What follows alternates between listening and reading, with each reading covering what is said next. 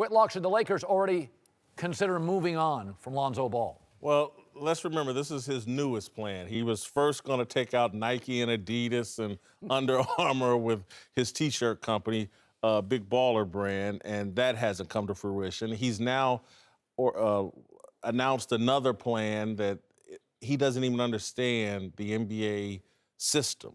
I don't think his son will be available to leave the Lakers until 2022. Right. So LaVar Ball is a hot mess, and he may create such a mess that it's hard to recruit free agents here, and the Lakers may have to consider moving on. Yeah, I think they have to be prepared to move on. It's almost like, you and I get on a plane. I don't think it's going to crash, and nor do they. But I know where the exits are. I'm aware of where the exits are, and they remind me where the exits are. I'm not here to trade Lonzo, but I got phone numbers of every GM, because this morning I wake up and I think, this is the All-Star weekend. This was my beauty. I was going to show all these stars. This is what LA is like in February. It's 22 degrees in Cleveland today. It's 38 in Oklahoma City. It's 74 in LA. And now my beauty pageant, look at it. It's a mess. I'm talking LaVar Ball. I think it was the first time this morning when Magic wakes up and looks at that and thinks, we have to at least sit down, Rob, you and I, and have discussions about moving on. Is that fair? That's how I... 1,000%. Yeah, I don't think you have to say right now we got to trade him. But right now, we need to start considering it. And first of all, LaVar's timing was horrible. The Lakers are playing the best ball of the season. They're 8-5 in their last 13 games without Lonzo. Oh, and guess what? The guy that's replaced him at point guard, Brandon Ingram, is playing the best ball of his career. 20 points, 6 assists, 56% shooting, 40-something from three. I mean, he's killing it. So Lonzo is looking expendable, okay? Secondly, Lonzo is now, not Lonzo, but LaVar. And Lonzo, because of LaVar, is a deterrent to free agents. We know they want 2 big-name free agents, one of them being LeBron James. This is a huge deterrent to LeBron James, who does not want to join this type of circus. And you know LeBron will tell a front office what they should do.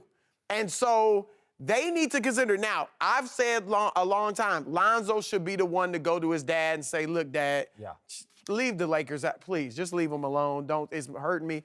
But now Magic, I think, for the first time since they drafted him, really has the leverage to go to LaVar and say, look, if you make one more comment about the Lakers, we are trading Lonzo, period.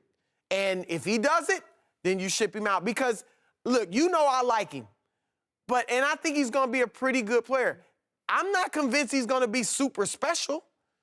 And, so I don't need to put up with your mess. Brandon Ingram points right on. As much as I like Lonzo, I got to say, I agree with you, Broussard. I think it's time you seriously think about trading him. We have a lot of players and coaches and former GMs come through this building here at Fox.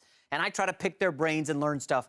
And unfailingly, all of them say, we don't like distractions. Anything that gets us off our game. We saw Malcolm Butler in the Super Bowl. Big distraction for Bill Belichick in that defense.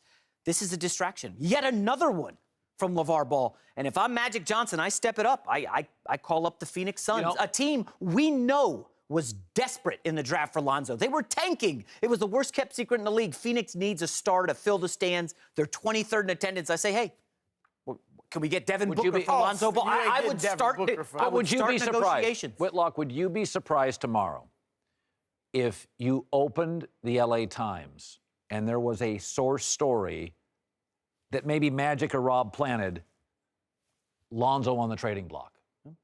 Would you be surprised? No, not at all. I wouldn't either. Well, I think the first story that'll be leaked is that Lakers concerned they got D'Angelo Russell 2.0. Again, this guy had some issues, snitching on teammates or whatever, and that was the first thing that got the ball rolling on moving on from him. And again, I think most people believe now, at this point, he's not a transcendent talent. And so if he's not a transcendent talent... What's the point? What's the point if LaVar's going to be this kind of a headache? But I'm just trying to think of what organization would take this on. There's a lot of desperate teams out there. Orlando, Phoenix, Sacramento. Atlanta. These stadiums cannot be filled. They have no draw whatsoever. They're desperate. I get it, but imagine what LaVar is doing to the Lakers. If he's in Orlando, what's he do to that organization? They like the publicity. Whitlock, let me mention this. When the Lakers got Lonzo, they all of a sudden got 35 national TV games. 35, fifth in the league, more than the Celtics and Spurs. Not that happening. instantly. Well, also, is LaVar Ball going to be thrilled? Maybe this is the wake-up call he needs, a leaked story. Is LaVar going to be thrilled? Is TMZ following him in Orlando? Okay? Are the blogs all writing about everything LaVar Ball says in Milwaukee? That's why these teams might not go for him. At some point, this is going to get old. I mean, if Lonzo gets traded to basketball Siberia and LaVar's still running his mouth, it's not going to be as much of a draw now if he's not with the Lakers. Because the thing about Lonzo, too, as good as he is or can be, he's not an exciting player.